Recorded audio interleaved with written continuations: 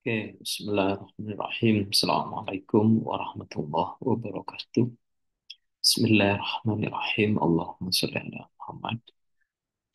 Pertama, terima kasih. Jadi, hari ini saya membuat video tahapan-tahapan yang perlu dilakukan bagaimana menyiapkan satu kegiatan penelitian yang memiliki kebaruan sehingga riset yang kita lakukan itu punya high quality, punya novelty yang memungkinkan, akan memudahkan ketika risetnya selesai, akan dipublikasikan di jurnal-jurnal yang memiliki eh, impact yang sangat bagus atau high impact factor journals. Nah, saya screen tahapan-tahapannya. Semoga ini bermanfaat bagi teman-teman dosen. Jadi, silahkan dipraktekkan tahapan-tahapan tersebut sehingga kita bisa menyusun bagaimana riset yang punya novelty itu bisa dilakukan dan bagaimana menyusun rumusan masalahnya sehingga editor, reviewer, atau siapapun yang ketika membaca proposal kita, membaca nanti artikel kita yang disubmit, mereka yakin bahwa yang kita kerjakan punya kebaruan. Itu pentingnya mulai dari tahapan sampai penyusunan kalimatnya. Baik, izinkan saya share screen.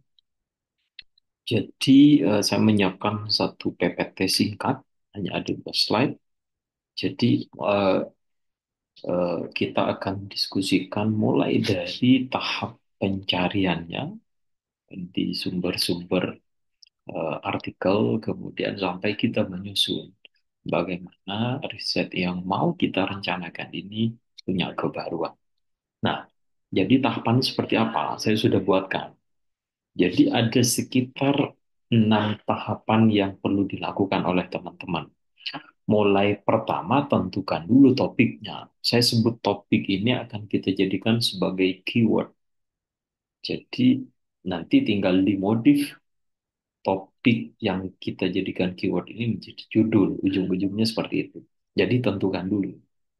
Nah, yang kedua, setelah kita tentukan topiknya, maka kita lakukan penelusuran ke eh, kalau di sini saya menggunakan Semantic Scholar. Jadi teman-teman bisa menggunakan platform apa saja, bisa Google Scholar, bisa Scopus, bisa eh, eh, website apapun yang menyediakan sebagai platform untuk mengkolek artikel-artikel yang sudah publish. Jadi setelah clear keywordnya, kita masuk ke satu website tertentu, kemudian kita cari.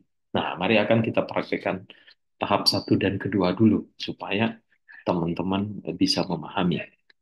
Oke, saya coba stop share, kemudian saya akan buka uh, stop share. Oke, kemudian saya sudah masuk ke sini. Nah, kemudian saya sudah buka Semantic Scholar. Setelah Semantic Scholar ada, kemudian saya kembali lagi ke PPT. Saya sudah punya topiknya. Jadi topik ini clearkan dulu. Anggap karena topiknya adalah saya berikan ini bidang saya. Nanti teman-teman bisa mempraktekkan topiknya apa gitu. Nah, boleh tidak menggunakan topik bahasa Indonesia? Boleh. Tetapi biasanya artikel-artikel yang akan dikolek nanti di website misalnya Semantic Scholar itu hanya yang berbahasa Indonesia. Dan itu membatasi. Nah, makanya saya menyarankan dalam bahasa Inggris. Jadi cakupannya akan jauh lebih luas untuk membuktikan bahwa memang riset yang akan kita jalankan ini di seluruh dunia itu memang apakah masih menjadi persoalan. Kira-kira begitu. Kenapa saya tidak menyarankan bahasa Indonesia? Tapi kalau misal menggunakan keyword bahasa Indonesia, maka hanya artikel-artikel bahasa Indonesia saja yang akan nanti ter-tracking di dalam Semantic Scholar. Oke, mari saya berikan contoh untuk yang bahasa Inggris. Topiknya tentang koagulasi untuk pemurnian air menggunakan biji-bijian. Ini topik saya. Kemudian saya masuk ke Semantic Scholar, saya kemudian search, klik, Nah, kemudian ada 28.400 artikel yang berkaitan itu. Artinya risetnya sudah pasti sudah banyak dilakukan. Ini yang sering saya sampaikan bahwa riset tidak mungkin tiba-tiba ada. Pasti sudah. Nah, kemudian problem pertama teman-teman kadang itu tidak punya akses pada artikel-artikel misalnya yang by subscribe, tidak open access. Maka untuk memudahkan pilih saja bahwa yang memiliki PDF. Jadi klik saja yang ada namanya has PDF. Klik search. Nah, berkurang. Tadi 28.000 something, sekarang menjadi 15.000 something. Artinya bisa kita sedang melakukan hanya fokus pada artikel-artikel yang bisa kita akses, memiliki PDF ya. Oke, saya berikan contoh. Oke, maka tahap satu selesai, tahap dua selesai. Nah, tahap dua misalnya kita membatasi lagi tahun ya silahkan teman-teman diatur saja. Tetapi untuk contoh, saya tidak batasi dulu tahunnya. Maka saya balik lagi ke tahap satu, kalau sudah saya warnai supaya teman-teman. Nah, warna kuning. Tahap dua, saya sudah memasukkan ke Semantic Scholar, sudah selesai juga. Nah, tahap tiga, summary artikel yang diperoleh ke dalam tabel, usahakan detail. Nah, ini yang sering saya ceritakan. Jadi, tahapan setelah punya topik, maka kita pastikan topiknya apakah sudah basi atau tidak dengan cara studi literatur. Bahasa kami itu adalah studi literatur. Masukkan keywordnya ke Semantic Scholar, kemudian temu tadi. Nah, sekarang kita saatnya melakukan review. Nah, dalam contoh ini, kami hanya akan pilih 3 artikel dengan anggapan kami sedang sudah melakukan review terhadap artikel-artikel yang tersedia. Untuk memudahkan, sebagai contoh, saya hanya pilih 3 saja. Nah, langkah ketiganya nanti saya akan summary dalam tabel. Mari kita akan praktekkan satu persatu ya. Oke, jadi saya balik lagi ke sini. Nah, artikel yang tersedia ada banyak sekali, tapi saya berikan contoh hanya 3. Misalnya, oke, kita lihat, oh ini adalah koagulasi menggunakan biji-bijian. Oke, ini cocok. Ini cocok, maka saya buka PDF-nya. Buka PDF-nya, oke, dapat paper pertama. Oke, saya cari lagi ya. Saya hanya berikan contoh 3 saja. Nanti teman-teman tidak ada batasan. Bisa melakukan review 10, 20, 100, dan sebagainya. Semua yang tersedia. Oke, saya lanjutkan. Oke, mungkin ini koagulasi sama. Oke, dengan biji-bijian. Oke, maka ini paper kedua saya. Yang akan saya lakukan summary. Oke, kemudian yang ketiga, saya akan cari lagi paper ketiga. Saya misalnya, oke, misalnya ini. Ini adalah paper ketiga. Klik. Oke, sekarang papernya saya download dulu. Kemudian baru saya buka ya. Oke, sip. Sekarang kita punya satu paper. Paper kedua, ini adalah paper ketiga. Maka balik lagi ke PPT saya, kita akan melakukan summary. Ini, usahakan detail. Oke, kalau begitu kita akan menyiapkan satu summary. Caranya menggunakan tabel. Kita buat Microsoft Word dalam Microsoft Word. Oke, oke. Kita akan buat tabelnya. Misalnya, usahakan semakin detail, semakin lebih bagus. Oke. Maka yang akan saya summary, karena saya sudah tahu dalam topik ini apa saja yang biasa orang lakukan, misalnya adalah eh, jenis biji bijian yang digunakan sebagai koagulan tentunya. Oke. Yang kedua, misalnya jenis air limbah yang diuji. Nah, oke. Kemudian ini yang ketiga adalah eh, parameter air yang diuji, kemudian tambahkan lagi satu kolom, dan hasil atau temuannya. Ini adalah re- referensi. Oke, jadi saya membuat ada sekitar 5 kolom untuk melakukan summary pada artikel yang akan saya summary. Kita tadi punya 3 artikel. Oke, saya akan summary satu persatu. Maka saya sudah siapkan, oh nanti bijinya apa namanya.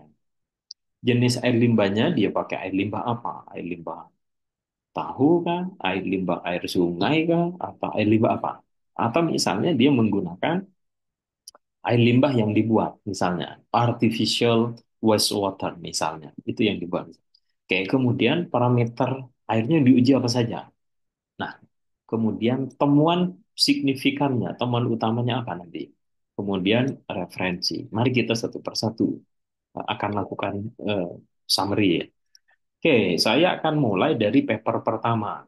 Oke, paper pertama ini adalah judul papernya supaya saya jadikan kita masuk dalam EndNote Reference Manager untuk memudahkan. Maka saya coba ke Google Scholar misalnya, kayak ke sini. Oke, saya convert ini untuk memudahkan. Hanya untuk praktek saja ya, supaya ini, oke, saya eh, download. Oke, saya buka EndNote saya.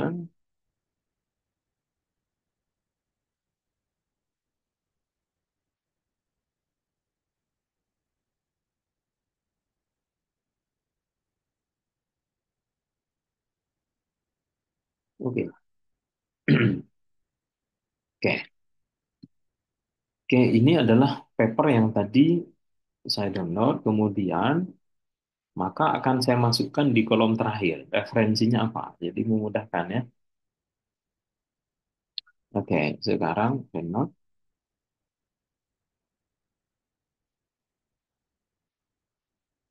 Oke, kolom terakhir saya sudah isi. Sekarang saya akan melakukan review mulai dari biji yang dipakai, air limbahnya apa, parameter ujinya apa, hasil temuannya apa. Maka saya kembali lagi ke artikel pertama. Oke, artikel pertama ini adalah ini. Maka pertama, saya pengen tahu dia pakai biji apa untuk melakukan eh, eh, eksperimen koagulasi ini. Carinya di mana? Nggak usah jauh-jauh. Di judul abstrak. Biasanya informasi itu ada. Oke, saya lihat di judul. Oh iya, ada, ketemu. Maka gampang, saya copy, saya balik lagi ke summary saya, maka saya tulis di sini. Oke, oke, selesai. Kolom pertama. Kolom kedua, jenis air limbah yang diuji. Nah, oke, mari kita cari di abstrak. Kalau di abstrak nggak ada, maka nanti kita cari ke metode. Pilihannya itu saja. Oke, kita baca, misalnya, oke, ini, oke, ini, oke, di sini tidak ada. Maka saya akan masuk ke metodenya. Nah, berarti dia adalah synthetic turbid. Jadi dia air limbahnya itu buat sendiri. Maka saya ini bukan real wastewater. Kan saya tulis di sini adalah synthetic turbid dalam kurung menggunakan kaolin. Oke, kan kaolin. Nah, sekarang di kolom kedua saya sudah selesai. Kolom ketiga parameter yang diuji. Maka nyarinya paling mudah lagi nggak usah jauh-jauh. Di abstrak. Ada, nggak ada. Oke. Apa yang diuji? Oh, ternyata turbidity. Ya. Secara umum, turbidity. Oke, maka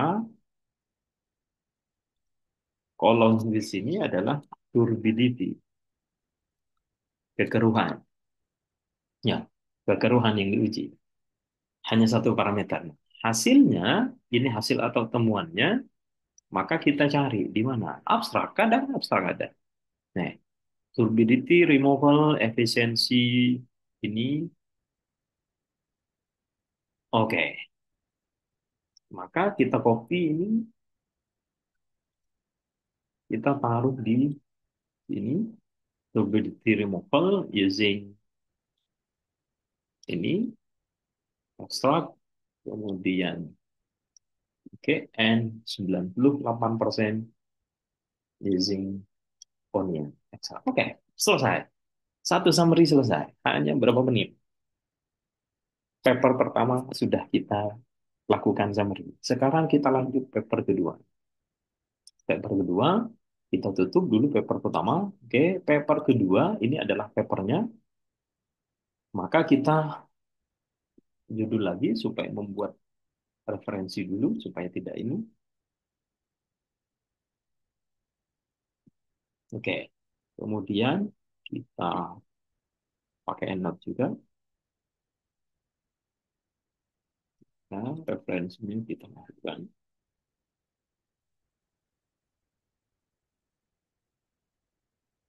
Oke,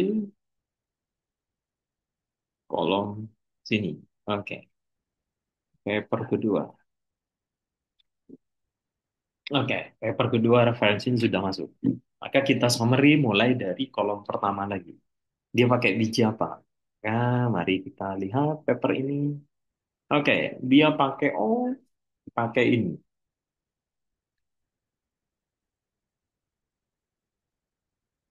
Oke, maka kita taruh di sini. Jenis air limbah yang dipakai, di air limbahnya apa? Kita cari di sini.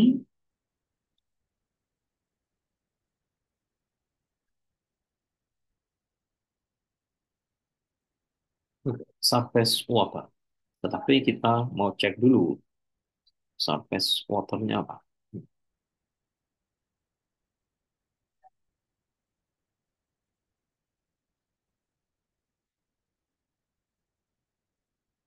Oke, surface water from ini, sanitation. Ini semacam wastewater ya. Oke, maka kita yang keduanya ini adalah drinking contaminated water. Oke, jadi air permukaan. Ini semacam eh, pengolahan air limbahnya yang dimiliki oleh perusahaan itu. Oke, kemudian parameter yang diuji, mari kita lihat paper kedua, parameter yang diuji, nggak usah jauh-jauh, lihat di abstrak.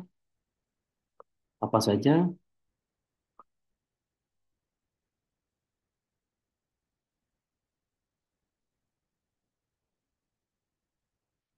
Oke, turbidity. Secara umum, dia eh, turbidity yang ada color, ada turbidity. Ada, oke, ini secara umum kita pilih dua, color and turbidity ya.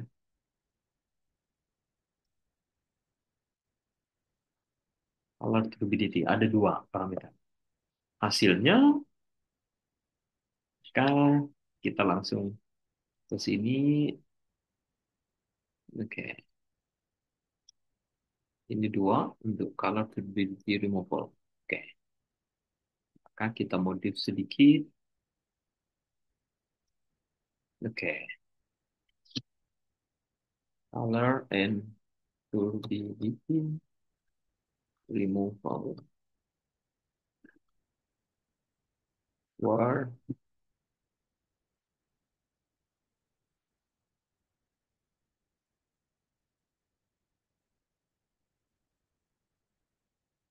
Oke, selesai.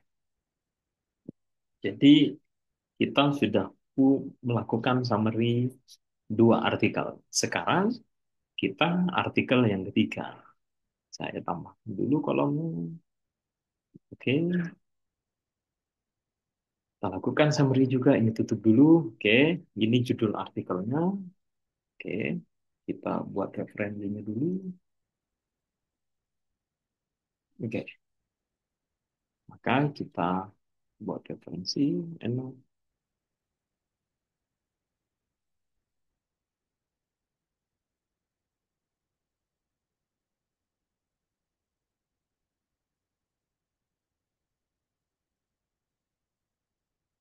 Oke, kemudian ketiga. Nah, referensi sudah. Sekarang kita akan summary mulai dari kolom satu dan kolom kedua. Dia pakai biji-bijian apa ya? Mari kita lihat di papernya. Papernya ini adalah, oh sama, sama dengan yang tadi.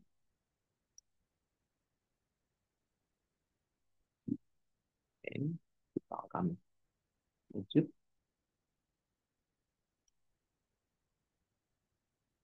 di kelor. Oke, sekarang eh, jenis air limbahnya dia pakai di sini ada tofu wastewater. Jadi kita pastikan apakah dia adalah artificial atau misal real. Sampling oke, benar adalah tofu wastewater, real tofu wastewater. Tofu, oke. Kemudian apa yang diuji? Apakah ada di sini di abstrak? Ayo kita lihat. Oh, TSS dan COD. Oke, TSS, COD. Oke, hasilnya adalah TSS dan COD. Oke, TSS ini dan COD. Maka saya tambahkan ke sini, saya modify TSS removal.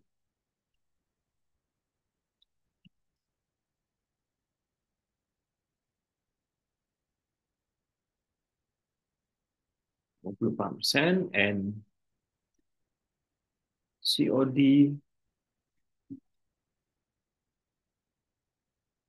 removal was it. Selesai.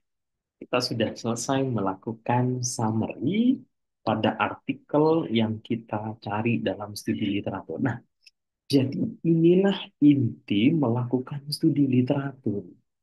Jadi kita baca artikelnya, kita lakukan summary, dari sinilah kita akan menentukan apa yang harus kita lakukan.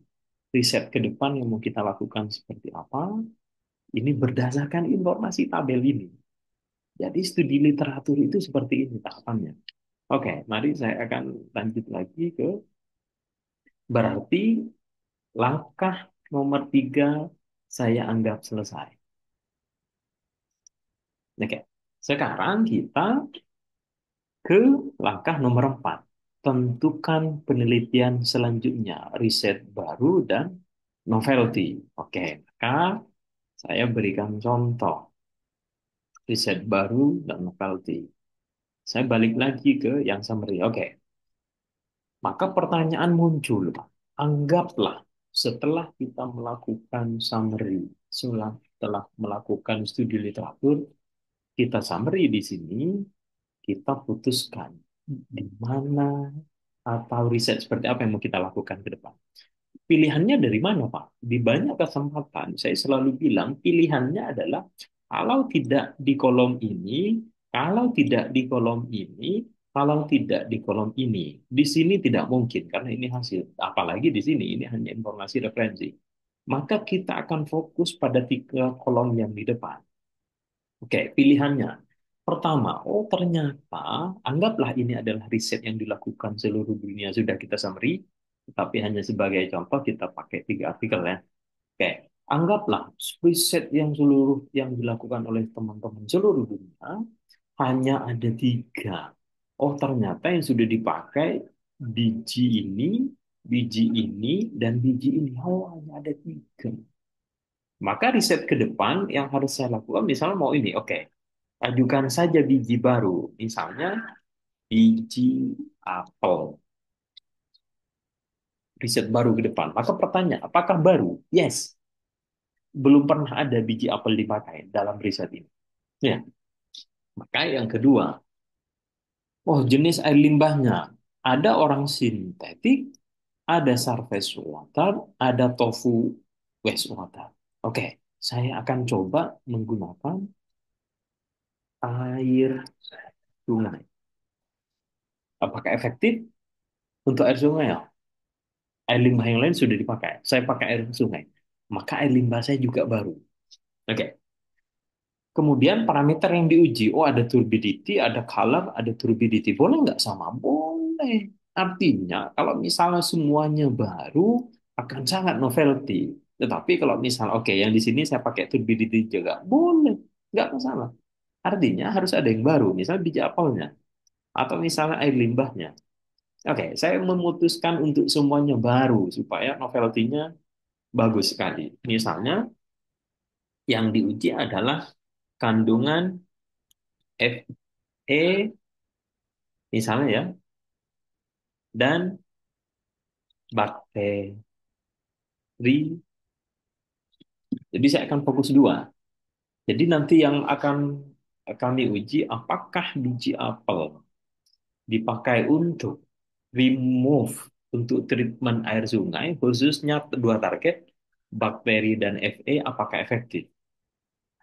Inilah yang disebut kita sedang menyusun riset dengan novelty paling tinggi karena belum pernah dilakukan. Biji apel belum pernah dipakai.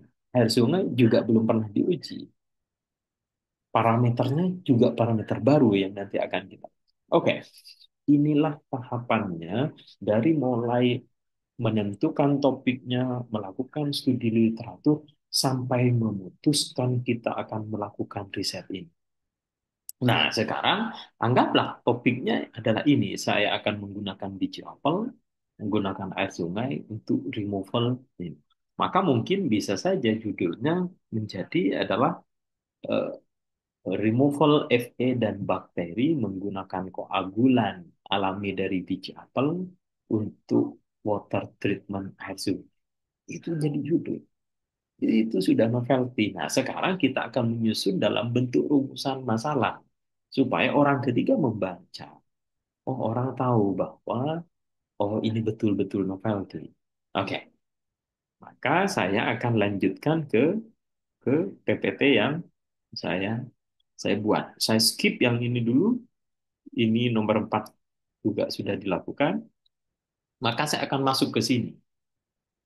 Menentukan rumusan masalah. Nah, menceritakan, menyusun rumusan masalah. Hanya ada dua pilihan. Yang pertama, penelitian serupa belum pernah dilakukan. Maka balik lagi yang tadi, apa biji apel belum pernah dilakukan. Air sungai belum pernah dilakukan. Parameternya pun belum pernah dilakukan. Kita akan menggunakan statement ini, ya, bahwa riset ini belum pernah dilakukan sebagai novelty kita. Sebagai novelty kita. Oke, maka kita akan balik lagi. Jadi penelitian serupa belum pernah dilakukan. Maka saya akan masuk ke contoh ini. Saya buat paragraf supaya nampak bahwa yang kita lakukan novelty. Oke, seperti biasa, satu paragraf. Saya buatkan contoh dalam satu paragraf. Tinggal nanti teman-teman explore sendiri. Oke, kalimat utamanya, saya berikan contoh. Penelitian tentang koa, tentang pemurnian air menggunakan koagulan alami telah banyak dilakukan. Kalimat utama saya, sebagai contoh, inilah mudahnya melakukan summary sehingga kalimat yang kita akan susun akan mudah. Oke, sebagai contoh, maka risetnya ini. Ya, sebagai contoh, saya berikan contoh. Oke, sebagai contoh,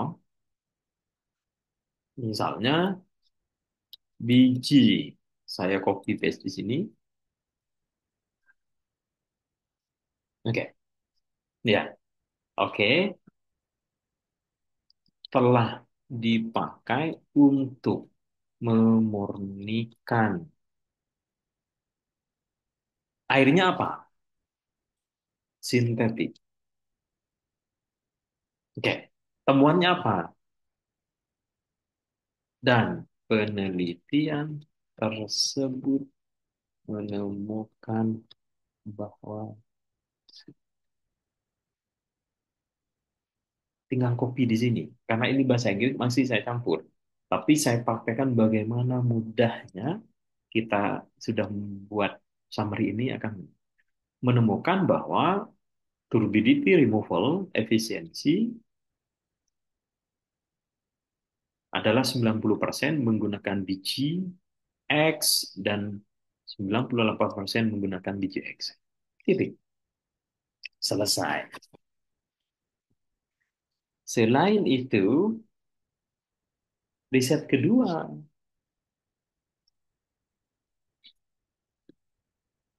misalnya ini,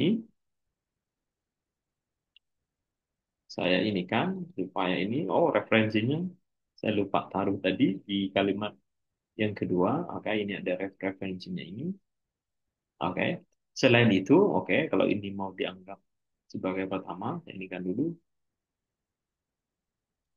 oke, menemukan bahwa, ya, bahwa biji, ya, memiliki kemampuan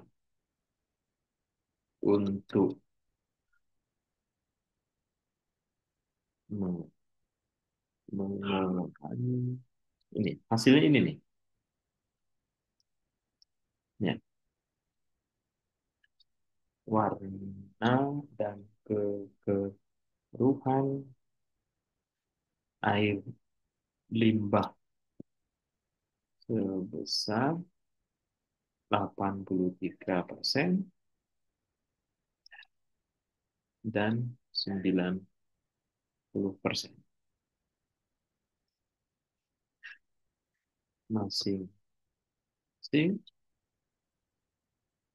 Ya, selesai. Sekarang paper yang ketiga kita akan ini. Oke,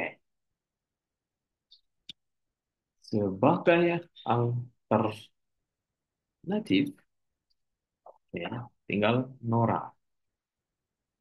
Nora, misalnya nanti kita ini kan, oke, Nora menemukan bahwa biji ini juga saya copy, oke, mampu mengurangi ini TSS-nya 54, COD-nya 14, mengurangi TSS sebesar 54% dan COD sebesar 14%. Sudah. Nah, kalau contoh begini, mau kita klaim bahwa riset ini belum pernah dilakukan, maka kita coba contoh masuk ke sini. Bagaimana? Sampai saat ini penelitian tentang X belum pernah dilakukan.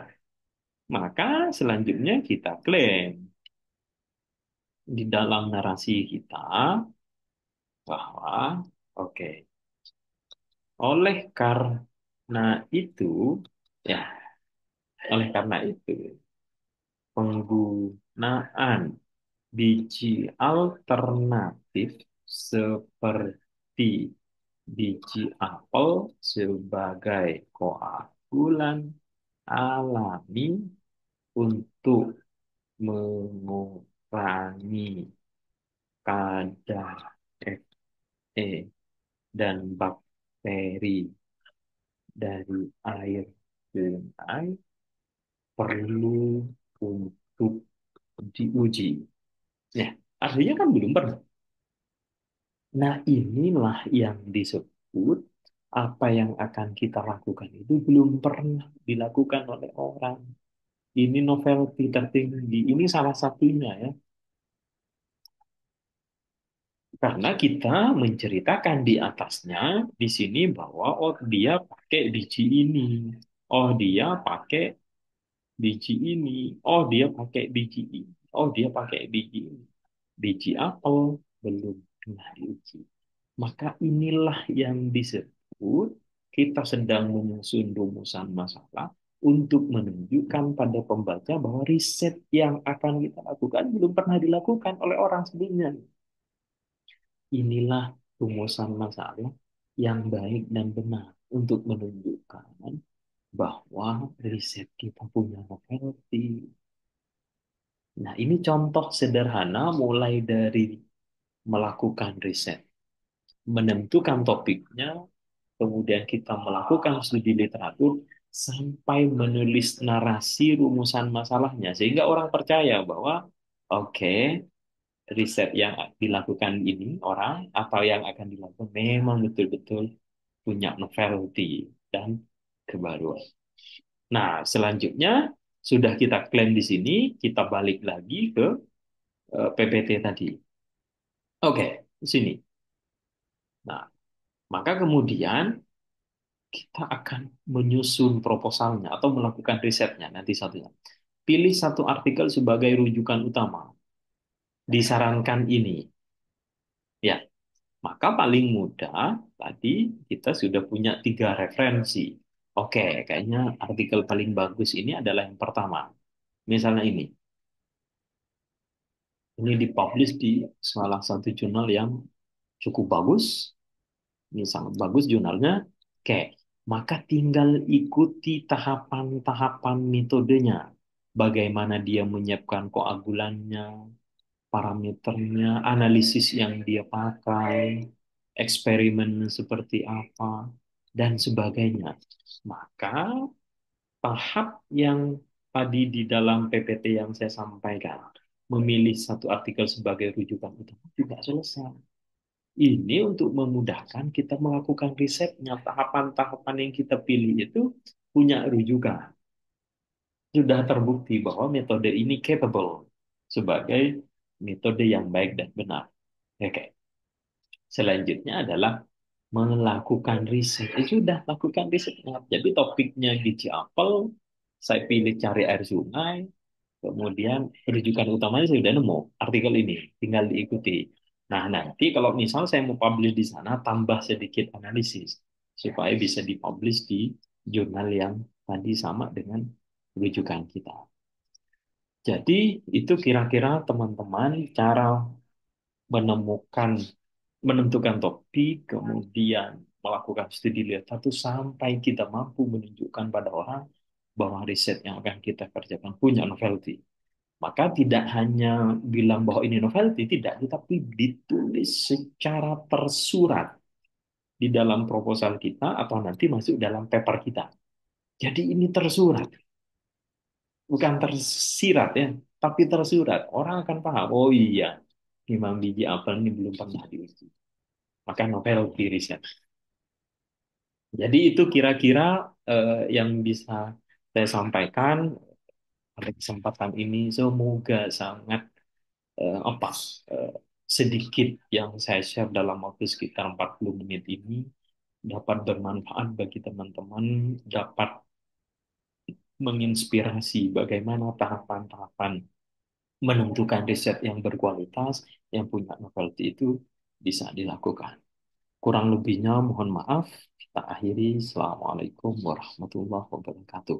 Saya akan stop share, kemudian saya akan